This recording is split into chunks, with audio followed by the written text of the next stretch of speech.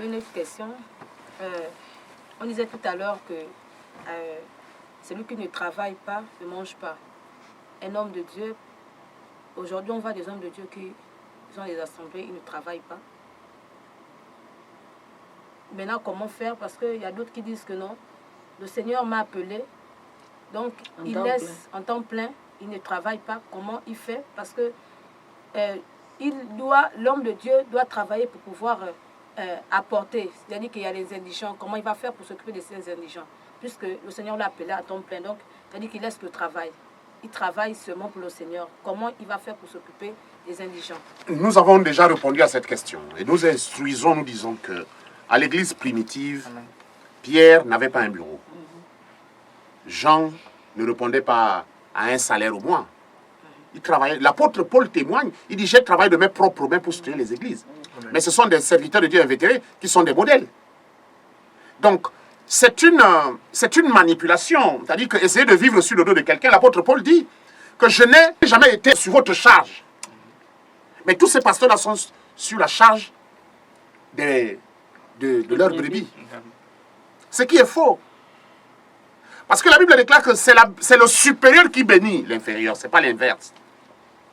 Donc, nous ne pouvons pas travailler toute la vie. Si nous disons que nous devons travailler, toutes les fois que nous pouvons avoir une force de la jeunesse, il faut l'exploiter pour soutenir quelqu'un d'autre. Mais la vieillesse arrive où on ne peut pas travailler. N'est-ce pas? Nous ne disons pas que le travail, c'est toute la vie. Non, il y a un temps où tu peux travailler, un temps où tu ne peux pas travailler, tu arrêtes de travailler. Mais nous disons que la prédication de l'évangile est aussi un travail. Mais un travail dont la rémunération, notre rémunération vient de Christ. Et non pas des brebis du Seigneur. Ce qui fait vivre, ce qui fait vivre l'église primitive, ce sont les collectes de l'ensemble. Et la redistribution se fait selon le besoin de chacun. C'est-à-dire que tu as 10 enfants qui doivent manger. On ouvre le sac de riz, on te donne des portions pour que tes enfants mangent. Parce qu'ils fonctionnaient comme ça, parce qu'ils attendaient l'enlèvement. Regardez, il y a 2000 ans.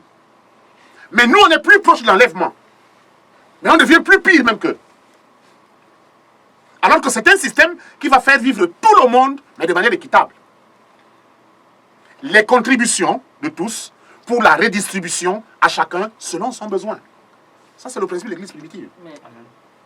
Est-ce que le pasteur, le conducteur de l'église n'a pas droit aussi au partage, ce qui se donne dans l'église, et qui n'a pas droit à bénéficier de ça? Est-ce que lui, il ne doit pas avoir sa part dans ce qui rentre dans l'église? Deuxièmement, la Bible dit, partage tes biens avec celui qui t'enseigne la parole.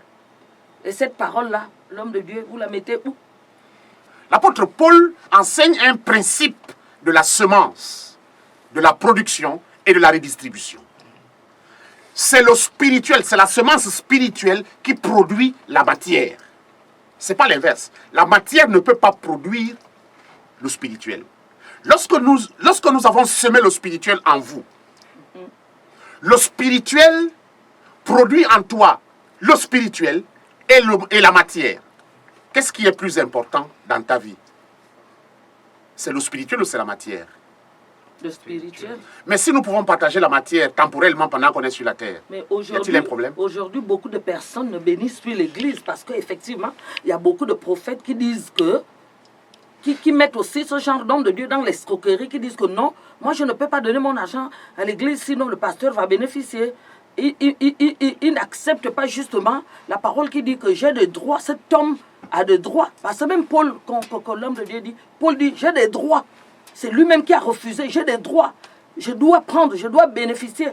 Mais quand j'écoute l'homme de Dieu, j'ai donné la parole à la brebis a mûri et elle a le matériel. Elle ne peut pas bénir le pasteur matériellement. Moi, c'est ce que j'écoute. Non, ça a été enseigné comme des lois.